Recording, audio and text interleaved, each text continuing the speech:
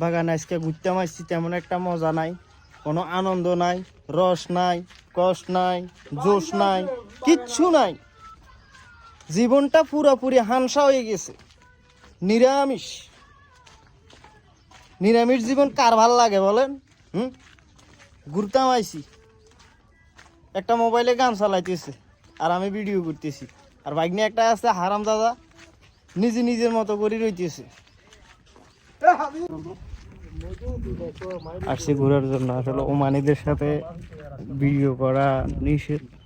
তো যে পিছনে একজন ওমানি দেখতেছেন, মুরব্বী। হ্যাঁ,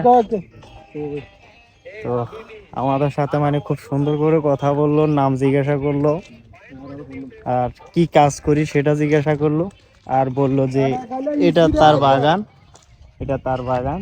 মানে দেখতে আসছি আমরা, আমাদেরকে বলতেছে যে যদি ঘুরতে মন চায় আমার বাগানে যাও, যাইয়া ঘুরে আসো।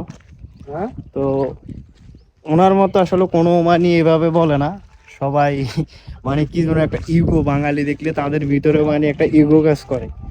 তো ওনার কথা শুনে খুব ভালো লাগছে, আমাদের সাথে হ্যান্ডশেক করছে, তারপরে আমাদেরকে নাম জিজ্ঞাসা করছে, কি কাজ করে জিজ্ঞাসা করছে।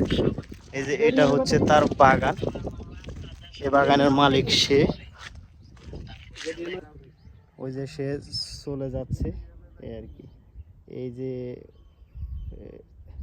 আপনারা দেখতেছেন পাঞ্জাবি গায়ে দেওয়া এই মুরব্বী, উনি হচ্ছে এই বাগানের মালিক।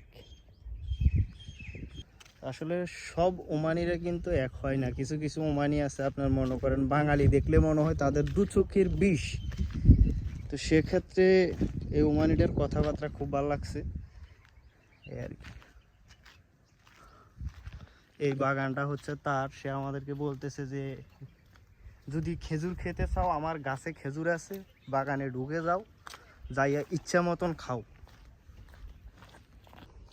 এখন আমরা এই যে যাচ্ছি, বাগনে যাচ্ছে, বোন জামাই যাচ্ছে, আমিও যাব এই আর কি। তো ভাল লাগছে ওমানিটার সাথে কথা বলার পরে, মানে ভিতরে একটা কনফিডেন্স কাজ করতেছে যে না, কিছু কিছু ওমানি এখনো ভালো আছে, ভদ্র আছে, যারা বাঙালিদেরকে পছন্দ করে এই আর কি। তো এক বাগান থেকে এখন আবার আরেক বাগানে আসছি, তার বাগানে। তাকে জিজ্ঞাসা করলাম যে ভিডিও করা যাবে কিনা, সে বললো সমস্যা নাই, মাফি মুশকিল।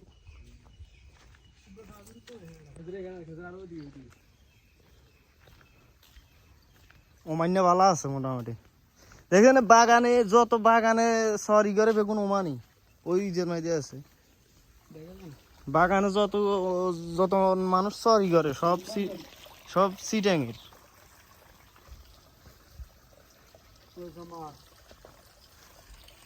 কই মাছ, পুরো মাছ আজি যে হালার ফুটে পাহাড় কাইটা বাগান করে ফেলছে।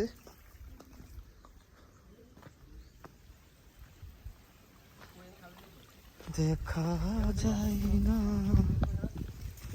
তো সবাই শেয়ার করে দিন, কমেন্ট করেন, আর কে কোথা থেকে দেখতেছেন অবশ্যই জানাবেন।